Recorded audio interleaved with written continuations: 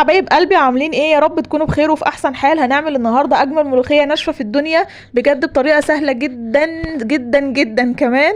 والطعم بقى مش عايزه اقول لكم عامل ازاي، جربوها وبجد مش هتندموا. زي ما انتم شايفين كده، معلقه ملح صغيره، وكمان معلقه كزبره ناشفه صغيره، وكمان قرن فلفل وشويه توم كده، ودقتهم في الهون كويس. ممكن الخطوه دي تعمليها في الكبه عادي جدا. وكمان 3 4 معالق زيت في حله على النار.